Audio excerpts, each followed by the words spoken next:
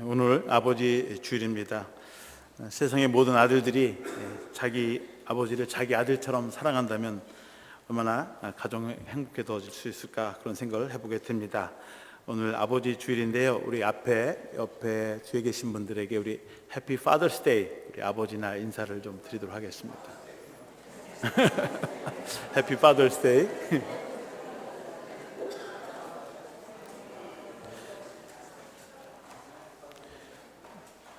오늘 하루는 아버지 주일이니까 아버지들을 기쁘시게 하는 날이 되었으면 좋겠습니다. 오늘 본문의 말씀은 사랑하는 딸, 죽어가는 병에 들어서 죽어가는 사랑하는 딸을 주님께 간구해서 죽은 딸을 살려준 아름다운 이야기가 기록되어 있습니다. 오늘 본문에 나오는 주인공의 이름은 야이로라고 하는 사람이고, 그의 직업은 회당장이었습니다. 유대 회당장은 회당을 관리하는 책임을 가진 사람입니다. 회당의 예배를 주관하고 또 기도를 인도하고 또 율법서와 선지서를 읽고 설교할 사람을 매 안식일마다 택하는 일을 하는 사람입니다. 또 회당 안에 율법에 어긋난 행동을 하는 사람들을 보면 질책하고 또 치리하는 일을 하였습니다. 회당장은 유대인 공동체에서 존경받는 사람으로서 장로들이 투표해서 선출된 사람입니다. 임기는 보통 1년이고 재선이 가능했다고 합니다. 또 회당이 아주 큰 회당에서는 여러 명의 회당장을 두어서 함께 일하도록 그렇게 했다고 합니다.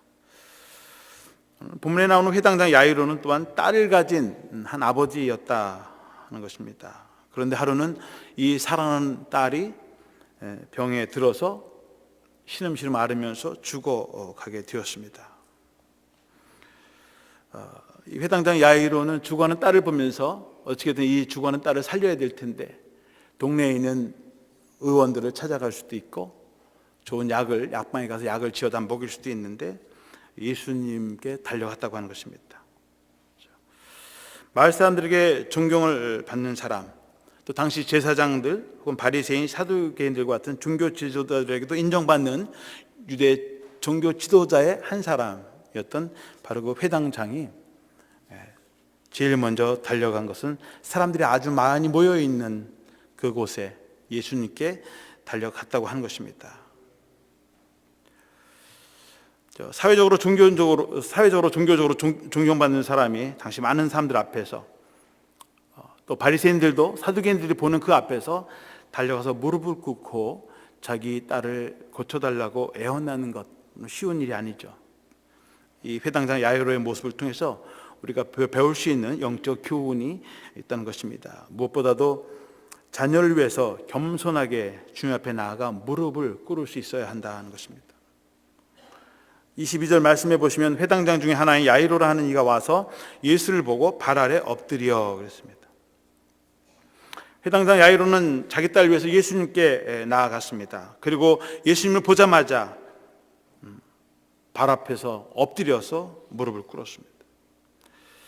사실 엎드렸다는 말은 무릎을 꿇었다는 말보다 더 큰 의미를 담고 있습니다. 우리가 무릎을 꿇었다 그러면 다른 사람에게 무릎을 꿇는다고 할 때는, 무릎을 꿇는 것은 자신 어떤 잘못을 했을 때 용서를 빌 때 무릎을 꿇을 수 있고요. 또 자신이 다른 사람에게 내가 졌다, 자신의 패배를 인정하고 승복하는 의미에서 무릎을 꿇을 수 있습니다. 근데 엎드렸다고 하는 것은 더 큰 의미를 담고 있죠. 무릎을 꿇는다는 말보다도 엎드렸다고 하는 것은 그 상대방에게 나를 완전히 낮추고 그 사람을 높인다고 하는 거죠. 단순히 무릎 꿇고 간청하는 것이 아니라 엎드렸다고 하는 것은 예수님을 최고의 존재로 인정하는 그런 행위였다. 여러분, 회당장이 엎드릴 때 누구의 앞에 가서 엎드리겠어요? 황제 앞에 가서 엎드리는 일인데 회당장이 황제 앞에 가서 엎드릴 일이 없겠죠. 그가 엎드렸다고 하는 것은 바로 하나님 앞에 회당에 나아가서 기도할 때 이스라엘 백성들이 절을 하죠. 엎드려서 기도하는데, 엎드려 기도했다고 하는 것은 예수님을 하나님의 아들로 인정하고 그를 메시아 구원자로 인정했다고 하는 그의 믿음도 포함되어 있다고 하는 것입니다. 주님을 절대적으로 의지하고 절대 복종하겠다고 하는 그런 겸손한 모습과 주님을 높이는 그런 마음이 그에게 담겨져 있다고 하는 것입니다. 23절 말씀해 보시면 간곡히 구하여 이르되 내 어린 딸이 죽게 되었사오니 오셔서 그 위에 손을 얹으사 그로 구원을 받아 살게 하소서 하거늘. 회당장 야이로는 단순히 복종만이 아니라 주님의 능력을 인정했다고 하는 것이죠. 간곡히 간절하게 구하기를 내 어린 딸이 죽게 되었으니 오셔서 그 위에 손을 얹으시고 그리고 그를 구원해 주시고 그를 다시 살려주십시오. 이 말을 할 때는 그냥 예수님께 부탁하는 것이 아니라 주님의 능력을 믿는 거예요. 주님의 오른손의 능력을 믿고 주님의 능력의 손으로 안수해 주시고 그 죽어가는 딸을 제발 살려주시고 구원해 주십시오라고 하는 강력한 믿음이 그 안에 있다고 하는 것입니다. 아마 사랑하는 딸, 죽어가는 자녀가 있다면 그 딸을 살리기 위해서 세상의 부모들은 무엇이든지 할 것입니다. 그런데 이 야이로의 간청은 단순한 어떤 부성의 딸을 사랑하는 부성에서만 오는 것이 아니라 예수 그리스도의 능력을 믿었다고 하는 것입니다. 야이로는 믿음을 가지고 예수님께 달려갔고 그리고 그의 능력의 손으로 진히 안수하셔서 그의 병을 고쳐주시고 구원시켜달라고 살려달라고 그렇게 간청을 한 것입니다. 야이로는 이미 예수님이 어떤 분인지를 알고 있었고 예수 그리스도의 능력을 믿는 사람이었습니다. 슐라이르 마허라고 하는 독일의 개신교 신학자는 믿음을 이렇게 정의했습니다. 믿음은 절대 의존의 감정이다. 믿음이라고 하는 것은 철저하게 절대적으로 완전히 의존하는 감정이다. 그렇게 정의를 했습니다. 이 말은 우리의 신앙이라고 하는 것, 우리의 믿음이라고 하는 것은 머릿속에서 되어지는 이성적인 합리적인 사고만이 아니라 우리의 감정에서 일어나는 온전한 의존이다. 의존하는 감정이다. 그렇게 주장한 것입니다. 사실 중세 이후에 개신교는 그 계몽주의의 영향을 받아서 교회의 신앙이나 신학이 너무 이성적이고 합리적으로만 나오고 머리로만 신앙하는 그런 쪽으로 가게 되니까 그것의 반대급부로 나와서 우리의 믿음이라고 하는 것은 우리의 정신세계에서 일어나는 머리에서만 일어나는 이성적 행위가 아니라 우리의 감정까지도 포함하는 그러한 영역에 속해 있는 것이 바로 믿음이라고 하는 것입니다. 그래서 감정의 신학이다라고 하는 것을 주장하게 되었고 이 감정의 신학이 우리 개신교에 영향을 미쳐서 성령운동이라든가 그런 회심의 운동이 일어나는데 절대적으로 그런 신학적인 기초를 세워주는 그런 신학이 되었습니다. 그래서 교회가 너무 또 이 감정을 또 강조하다 보니까 너무 감정주의에 빠지는 경향이 없지 않아 있었습니다.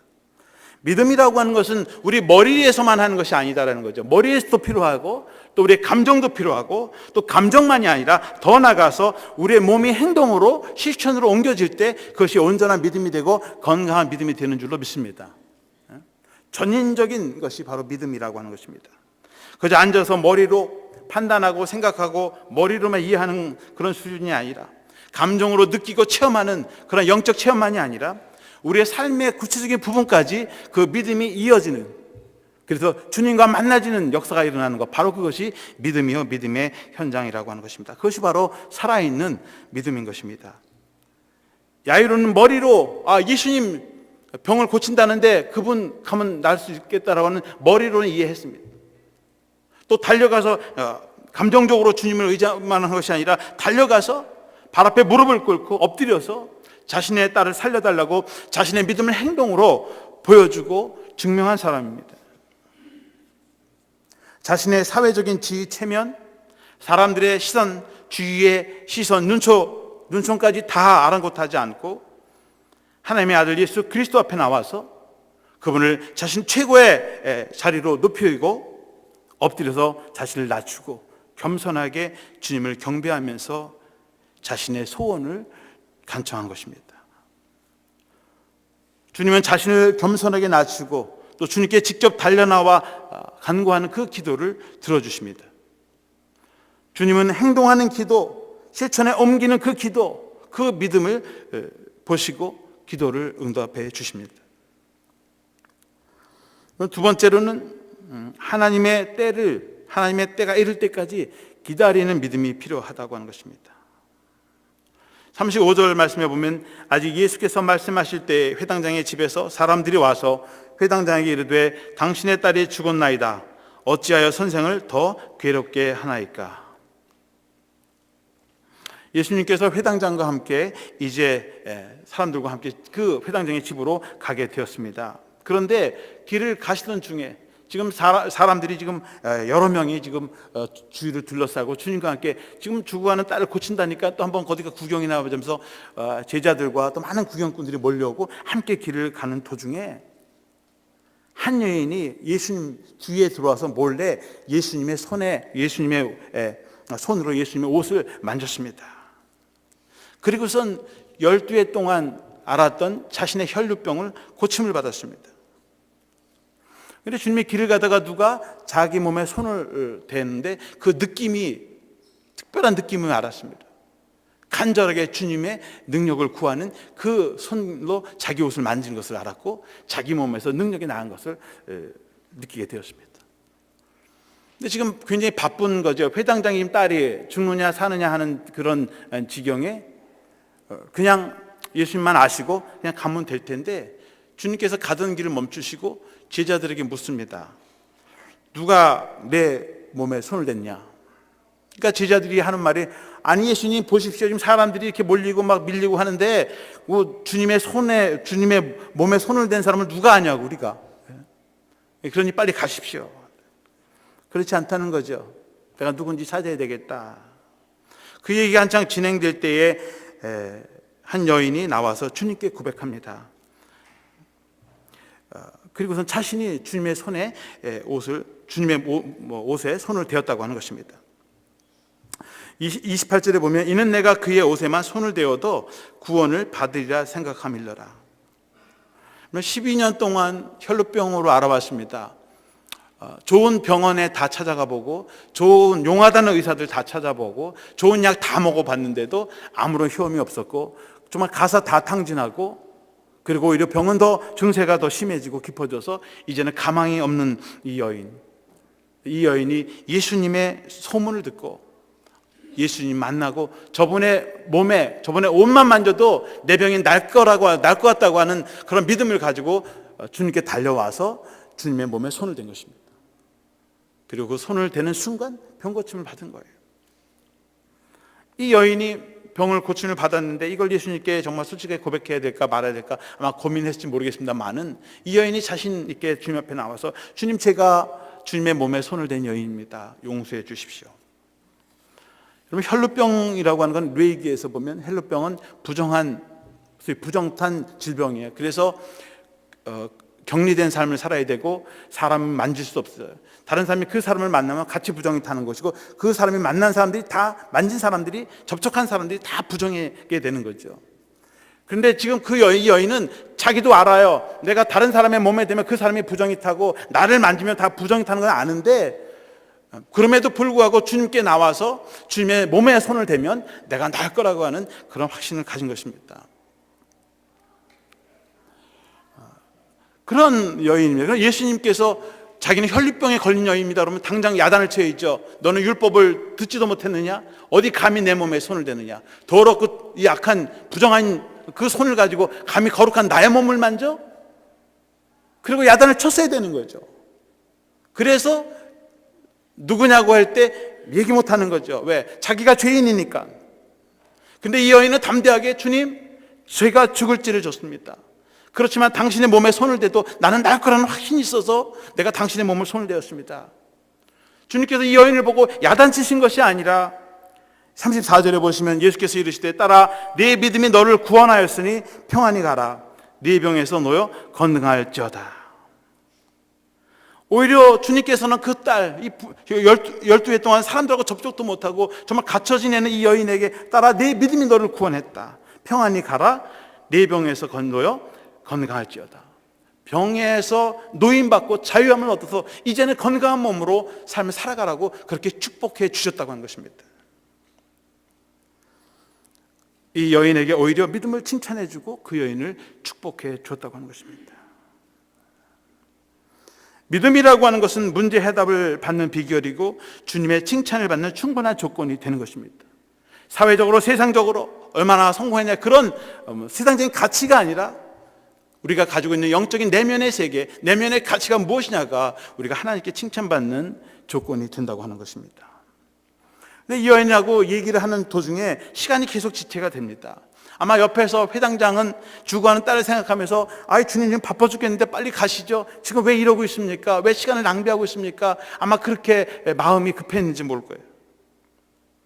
주님께서 이 여인과 말씀을 하고 있는 도중에 회당장에서 사람이 왔습니다. 그리고 회당장의 야이로에게 하는 말이, 당신의 딸이 죽었습니다. 선생님을 더 이상 괴롭게 하지 마십시오. 그렇죠? 정말 날벼락 같은, 청천벽력 같은 소식이 들렸어요. 딸이 죽었다는 것입니다. 그리고 이제는 너무 늦었고 예수님이 오셔도 소용이 없으니 더 이상 그분 괴롭히지 마시고 가십시오. 가셔서 장례식이나 치러야 되겠습니다. 더 이상 예수님이 필요 없게 되었습니다. 이미 때가 지나버렸습니다. 시간이 너무 늦었습니다. 그럼 사람들은 자신의 계획, 자신의 시간, 타이밍을 만들어 놓고 살아갑니다. 그렇죠? 오늘 하루도 여러분들 나오시면서 오늘은 예배를 드리고 오늘 오후에는 뭘 할 것이며 오늘 어떻게 어떤 시간을 보낼 것인가, 여러분 나름대로 다 플랜이 있을 거예요. 자신의 플랜, 자신의 시간, 자신의 계획 속에서 매일매일 삶을 살아갑니다. 그런데 하나님의 백성들은 한 가지 생각할 게 있어요. 내가 혼자 이 세상을 살아가는 것이 아니라 하나님의 시간과 하나님의 플랜 속에서 내가 하나님과 함께 동행하는 삶을 살고 있다고 하는 것입니다. 내가 정해놓은 시간이 있는가 하면 하나님의 시간, 하나님의 때, 가스 타이밍이 존재하고 있다고 하는 거예요. 우리는 그것을 카이로스다, 그런 말을 합니다. 우리에게 주어진 시간, 우리가 매일매일 살아가는 그 시간은 크로노스라고 하는 제한된 시간입니다. 처음이 있고 마지막이 있어요. 우리가 부모님 뱃속에서 잉태되고 그리고 마지막 무덤까지 가는 그 시간이 크로노스의 시간이고 우리에게 주어진 시간입니다. 제한된 시간입니다. 그 시간은 각자에게 정해져 있는 시간이고 그 안에서 우리는 살아가는 것입니다. 그런데 하나님의 시간이라고 하는 것은 처음과 끝이 없는 영원한 시간이고 우리의 시간은 그 영혼의 한 부분을 차지하고 있습니다. 사실 우리는 매일매일 우리의 시간을 살아가지만 그 시간은 하나님에 속해 있는 시간입니다. 그런데 항상 우리의 시간이 전부가 하나님의 시간이 아니라 나의 시간과 하나님의 시간이 만나지는 그 시간, 그 순간, 바로 그것이 가스 타이밍이고 바로 카이로스라고 하는 것입니다. 우리의 제한된 시간 속에 하나님의 영원한 시간이 들어오는 그 시간, 그 시간이 하나님의 타이밍이고 주님과 내가 만나지는 시간이라고 하는 것입니다. 이 시간은, 우리의 시간은 우리가 정해져 있지만 하나님의 플랜이 있고 그 플랜이 맞춰가면 좋은데 사실은 대부분의 시간이 우리의 시간과 하나님의 시간이 일치하지 않는 경우가 많다고 하는 거죠. 그러나 때때로 우리의 시간과 하나님이 만나지는 시간이 있다고 하는 것입니다. 예를 들면 성경에서 아브라함에게 하나님께서 아들을 주시겠다고 약속하셨습니다. 내년 혹은 1년 혹은 10년 안에 아들이 생기겠지. 그런데 그 시간은 내가 정하는 것이 아니라 하나님의 시간에 맞춰졌다 있다는 것입니다. 애굽에서 탈출한 이스라엘 백성들에게 가나안 땅을 약속하셨습니다. 2박 3일이면 갈 수 있는 길인데 내 계획으로는 2박 3일이면 되는데 하나님의 계획은 40년이 걸린다고 하는 거죠. 그 시간, 하나님의 시간 속에 정해지는 것, 정하는 것은 하나님이 정하신다고 하는 것이죠. 12세대 어린 다윗에게 기름을 부어서 장차 이스라엘 왕으로 세워주시겠다고 약속을 하셨지만 다윗이 이스라엘 왕이 되는 그 타이밍은 하나님께서 정하신다는 거죠. 여러분, 주님께서 이 혈루병 걸린 여자를 만나 주셨습니다. 아니, 그 여인이 찾아온 것이죠. 그런데 그 시간은 회당장 야이로의 시간이 아니고 야이로 딸을 위한 시간이 아니라 그 시간은 12년 동안 자신의 병을 고치기 위해서 그리고 주님을 만나기 위해서 기다려졌던 주님의 시간인 것이죠. 회당장의 야이로에게 주어져 있는 시간, 그 시간 속에 짜투리의 시간, 그 가는 길에서 만나는 잠시 동안에 그저 한 1-2분 혹은 1-20분, 한두 시간의 시간은 12년 동안 혈병으로 고생당한 이 여인을 위해 준비된 시간입니다. 여러분 생각해 보십시오. 지금 12년 동안 매일매일 병으로 고생하다가 이제 거의 다 죽을 지경이 되고 포기하고 살아가는 이 여인이 주님을 만나려고 하는 그 간절한 기도. 12살 된 여인, 12세 된 어린 아이가 지금 병에 들어서 신음심 앓고 죽어가는 그 시간, 그 타이밍. 또 마음이 제일 급한 사람은 아버지인지도 모르겠어요. 회당장 야이로인지 모르겠어요. 왜? 어린 딸이 죽어가니까 살려야 되니까. 제일 급했던 사람은 회당장 야이로일 수 있을 것입니다. 아니면 혈루병에 걸린 당사자, 혹은 죽어가는 어린 딸. 모두가 다 주님이 필요한 시간인데 주님의 시간은 누구에게 먼저 맞춰져 있는가? 12년 동안 혈루병으로 고생하고 사랑굿이도 못하고 바로 그 여인에게 주님의 시간이 허락된 시간이라고 하는 거예요. 어떤 사람에게는 주님의 시간이 정말 하나님과 지금 간절하게 만나지는 은혜의 시간이 되는가 하면 어떤 사람에게는 잠시 기다려야 하고 준비해야 하고 인내하는 시간이 될 수 있습니다. 하나님의 플랜 속에서, 내 플랜 속에서 주님이 움직여 주시는 것이 아니라 오히려 의도적으로 주님은 이 혈루병 여인을 만나주시고 찾아주시고 그에게 구원을 베풀어 주셨다는, 은혜를 베풀어 주셨다고 하는 것입니다. 그 시간은 회당장에게 안타까운 시간이고 허비하는 시간이고 낭비하는 시간이고 기다리는 고통의 시간일지 모르지만 그 시간은 어떤 사람에게는 축복의 시간이고 치유의 시간이고 구원의 시간이 된다고 하는 것입니다. 바로 그것이 하나님의 타임 프레이밍이라는 것입니다. 여러분 36절에 보시면 예수께서 그 하는 말을 곁에서 들으시고 회당장에게 이르시되 두려워하지 말고 믿기만 하라 하시고, 지금 예수님께서 이 여인하고 대화를 얘기하고 있는 동안에 지금 집에서 사람이 와서 회당장 야이로에게 딸이 죽었습니다, 이미 다 끝났습니다. 그러니까 이쪽엔 지금 은혜의 시간인데 여기는 지금 지옥이에요. 여긴 천국인데 지금 이쪽은 지옥입니다. 한 사람은 지금 주님 만나서 병 고침 받아갖고 좋다고 지금 그런데 여긴 지금 사람이 죽었다고 초상집을 지금 치르게 돼 있어요. 그런데 주님께서 이 회당장에게 말씀하시는 것은 뭐냐면 두려워하지 말라. 두려워하지 말고 믿기만 하라고 하는 것입니다. 때로는 자기 시간, 자기 뜻대로 되지 않는다고 해서 두려워하고 근심하고 걱정하지 않는 것, 두려워하고 걱정할 것이 아니라 주님은 두려워하지 말라는 거예요. 걱정하지 말라는 것입니다. 실망하지 말라는 것입니다. 포기하지 말라고 하는 것입니다. 주님의 능력을 믿기만 하라고 하는 것입니다. 믿으라는 거예요. 우리가 하나님의 시간을 기다리는 동안 우리가 할 수 있는 일은 두려워하고 근심 걱정하는 것이 아니라 정말 주님을 믿는다면 그분에게 믿고 맡기고 기다리는 것입니다.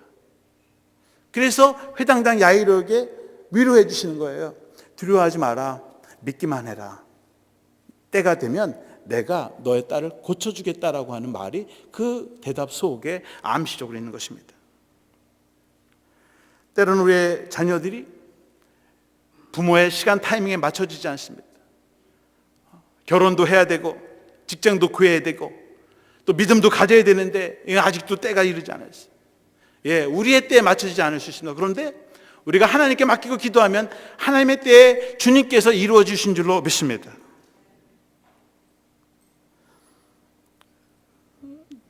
우리의 기도의 제목들이 지연될 때 조급해하거나 두려워하는 것이 아니라 하나님의 때를 기다리면서 믿음으로 인내하시고 그리고 기도하면서 기다리는 것입니다. 그러면 주님께서 주님의 그 타이밍에 맞춰서 역사해 주실 줄로 믿습니다.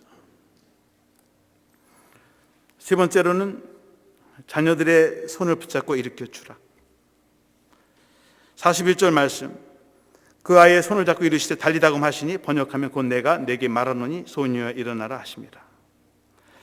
우리가 기다린다고 하는 것, 기도한다고 하는 것은 그냥 머리로만 말로만 하는 것이 아니라 그 동안에 고통 속에 있는 그 사람을 생각하면서 기도해주고 기다려주고 인내해주고 그리고 그에게 손을 내밀어서 일으켜 세워주는 것이 필요하다고 하는 거예요. 예수님께서 회당장 집에 들어가니까 사람들이 지금 떠들고 울고 난리가 났습니다. 어린 아이가 죽었어요. 어린아이가 그냥 세상을 떠나니까 뭐 가족들, 친척들 할 거 없이 그냥 다 눈물바다가 됐습니다. 그리고 난리가 났습니다. 이거 어쩌면 좋겠냐고. 예수님께서 오셔서 보니까 사람들이 막 울고 난리가 났습니다. 그 사람들 향해서 왜 울고 있느냐? 아이가 죽은 것이 아니라 잔다. 죽으면 끝이죠. 죽은 것은 끝인데 주님은 죽은 것이 아니라 자고 있다. 진행 중이라는 거죠. 현재 진행 중. 하나님께서 주님은 끝난 것이 아니라 하나님의 플랜 속에서는 지금은 진행 중이죠. 과정 중이지 끝난 것이 아니다라는 말을 하는 거예요. 그런데 40절에 보시면 그들이 비웃더라. 예수께서 그들을 다 내보신 후에 아이의 부모와 또 자기와 함께한 자들을 데리시고 아이 있는 곳에 들어가자. 한 부류의 사람들인데 그 부류의 사람들은 비웃는 거예요. 예수님을. 아유, 이제 늦게 와가지고서는 애가 다 죽었는데 할 말이 없으니까 뭐 잔다고 핑계를 대네. 자기 몰다 다 죽었는데. 그러면서 비웃고 비꼬는 것입니다.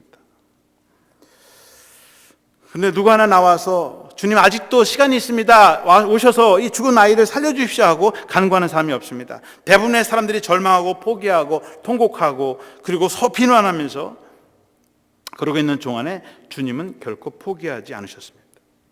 근데 오늘 이 구절에 보면 주님은 이 비웃는 사람들을 집 밖으로 다 내보냈다. 여기 있을 자격이 없는 사람들이 있다는 거예요. 주님의 때를 기다리지 못하고 믿음이 없고 소망이 없는 사람들, 당신들은 다 나가시오. 집 밖으로 다 내보냈다는 거예요. 그리고 아이의 부모와 주님과 함께한 사람들만 주님께서 집 안으로 들어갔다는 것입니다. 주님의 때를 알지 못하고 믿음으로 인내하지 못하고 주님을 비웃는 사람들은 여러분 하나님의 은혜의 잔치자리에 참여하지 못하도록 하신다는 거예요. 왜? 이미 끝났으니까. 그 사람들에게 희망을 보지 못하는 거예요. 그런데 여러분 죽은 딸을 그래도 마지막까지 희망의 끈을 놓지 않는 사람이 누구겠습니까? 어머니와 아버지죠. 다른 사람들은 다 포기해도 이 딸을 가진 아버지 어머니는 그 딸을 포기하지 못하는 거예요. 끝까지 그 아이를 붙들고 있는 것입니다. 그리고 주님과 함께 그 자리에 있는 것입니다. 주님께서 그 아이의 부모와 함께 있던 제자들을 데리고 들어가서 그리고 그 아이를 향해서 외칩니다. 달리다금 소녀야 일어나라 라고 외칠 때 그 소녀가 다시 일어났다고 하는 것입니다. 12살 된 어린아이, 죽은 아이가 다시 살아난 것을 직접 눈으로 보고 기적을 체험한 사람은 어린아이의 부모와 예수님의 3명의 제자들 혹은 그 옆에 있었던 함께한 사람들, 주님에 향한 믿음의 끈을 놓지 않는 사람들, 주님을 향한 그 소망과 비전을 내놓지 않는 사람들, 그 사람들은 끝까지 예수 그리스도의 기적과 은혜를 체험하고 그 자리에 동참하게 되었다고 하는 것입니다. 여러분, 우리의 자녀들, 우리의 가족들, 여러분 끝까지 여러분들의 믿음과 신뢰의 끈을 놓지 마시고 소망의 끈을 놓지 않으시기를 축원합니다. 주님이 함께 하시기 때문에 그렇습니다. 저는 지난 세월호 사건들을 이렇게 보면서 지금까지 물에서 건지지 못한 한 10여 명의 사람들이 있는데 그 돌아오지 못한 자녀나 가족들을 깨끗하게 기다리는 사람들이 있습니다. 아니 이미 다 죽었는데 다 끝났는데 그러면서도 여전히 그저 시신이라도 보고 싶다는 거예요. 이제는 뭐 살아서 돌아오는 걸 기대하지 않죠. 근데 처음에 세월호가 빠져서 이제 물에 빠져가지고 하루 이틀 지날 때 그 부모들은 아직도 에어스팟이 있다는 거죠. 에어팩이 있어서 그 사이에서 살아날 수 있다는 그런 희망의 끈을 놓지 않더라고요.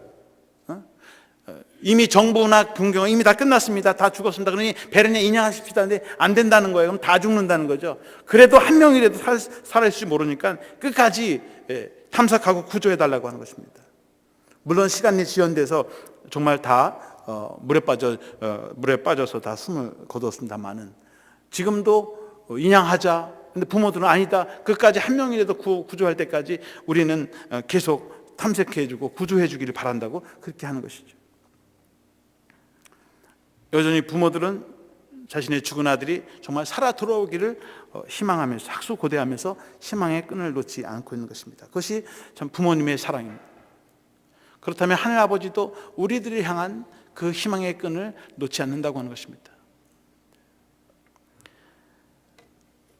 주님은 마지막 순간까지 포기하지 않으시고 희망의 끈을 놓지 않으시고 그 아버지와 어머니의 간절한 기도를 들으시고 함께 그들과 함께 오른손 손을 내밀어서 일어나라고 그의 오른손을 붙잡아서 일으킬 때에 그 아이가 다시 살아 돌아온 것입니다. 오늘 회당장 야이로처럼 정말 끝까지 딸에 대한 희망을 접지 않고 죽은 야이로의 딸의 손을 붙잡아 일으켜 주신 것처럼 우리들도 자녀들에 대한 믿음, 희망의 끈을 놓지 않고 정말 자녀들이 넘어져 있을 때, 쓰러져 있을 때 손 내밀어서 붙잡아 주고 정말 주님과 함께 일어나라라고 외칠 수 있는, 그래서 정말 하나님의 은혜와 기적을 체험해 보는 성도님들이 되시기를 주님의 이름으로 축원합니다. 기도하겠습니다. 사랑해 주님, 우리들에게 육신의 부모님과 또 자녀들과 가족들을 허락해 주심을 감사드립니다. 해당장 야이로와 같이 사랑하는 자녀와 가족들을 위해서 믿음과 소망의 끈을 놓지 않게 하시고 어떠한 절망과 낭패의 순간 속에서도 믿음을 잃지 않게 하시며 절대적으로 주님을 의지하는 믿음으로 서게 하시고 겸손하게 주님 앞에 나와 무릎 꿇어 기도하는 성도들이 되게 하여 주시옵소서. 또 우리의 시간과 계획 속에서만 살아가는 사람들이 아니라 하나님의 뜻과 계획 속에서 또 하나님의 시간에 맞추어 살아가는 저희들이 되게 하여 주시옵소서. 그래서 정말 좌절하고 절망 속에 있는 자녀들과 가족들에게 손을 내밀어 붙잡아 이끌어 주시고 또 세워주는 저희들이 되게 하여 주시옵소서. 늘 무릎 꿇고 자녀를 위해 가정을 위해 기도하는 부모님들이 되게 하시고 또 연로하신 부모님들께는 효를 다하는 충성스러운 자녀들이 되게 하시며 또 자녀들에게는 귀한 또 영적인 유산을 물려주어서 우리 자녀들도 믿음의 부모들이 될 수 있도록 역사하여 주시옵소서. 모든 말씀을 예수 그리스도의 이름으로 기도하옵나이다. 아멘.